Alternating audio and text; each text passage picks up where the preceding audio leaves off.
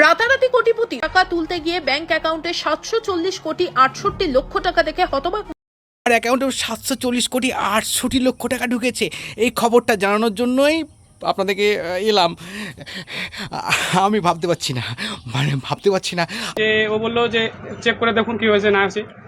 তো চেক করলাম, দেখলাম যে ওটা 2,000 টাকা তুললো। আগে বললো যে আমাকে 2,000 টাকা দাও। আমি বললাম ঠিক আছে, সেন্ট্রাল ব্যাংক এখন চেক হয় না বলে আমি 2,000 টাকা তুললাম। তুলে দেখতেছি তার অ্যাকাউন্টে মোটামুটি 740 কোটি টাকা অ্যাভেলেবেল ব্যালেন্স শো করছি। তাই স্টেটমেন্ট দেখে আমার মাথা চক্র যে আমার লাইফে এতদিন ধরে আমি দোকান করতেছি, কিন্তু আজ অব্দি এরকম অ্যাভেলেবেল ব্যালেন্স দেখিনি।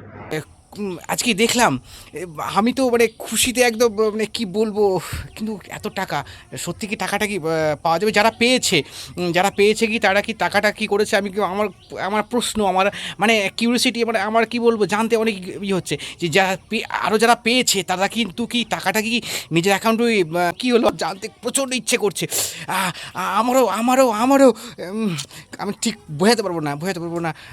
যদি 1 কোটি টাকাও যদি পায়, যদি 1 কোটি টাকাও পায় কিংবা 68 লক্ষ টাকাও পায়, তাহলে যারা পেয়েছে তাদের একটু যদি জানান, তাহলে তারা কি করলেন? তারা কি টাকাটা কি করে দিলেন?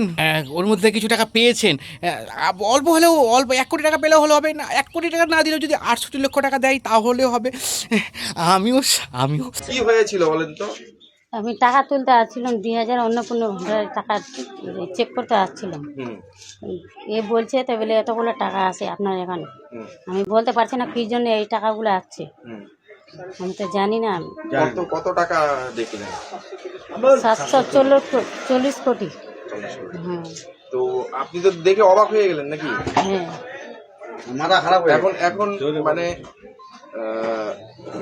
কে বললো আপনাকে এই বিষয়টা? এই দোকানদার বললো, অনলাইনের দোকানদার। কি করবেন এখন? এখন কি বলবো, টাকাটা ফেরত দিয়ে দিবেন? কিছু আমাকে ফেরত দেন, আমি গরিব মানুষ না, কিছু আমাকে হেল্প করেন। ভালো হয়। কি নাম আপনার? মেহরুনিসা। কি হয়েছিল বলুন? ঘটনা হয়েছে যে সকাল 11:30 দিকে কালীন মানে মেহরুনেসা নামে এই মেয়েটা বৌদিটা আসছে আমার দোকানে এসে বলছে যে অন্য কোনো টাকা আমার চেক করুন, দেখুন যে টাকা ঢুকছে কি ঢুকে নাই। আমি বললাম ঠিক আছে, দিন বইটা দিলাম। দেওয়ার পর দেখতেছি আমিও ভাবতে পারছি না। অ্যাকাউন্টটা এখন চেক করে দেখতে হবে, এখন অবস্থা কি।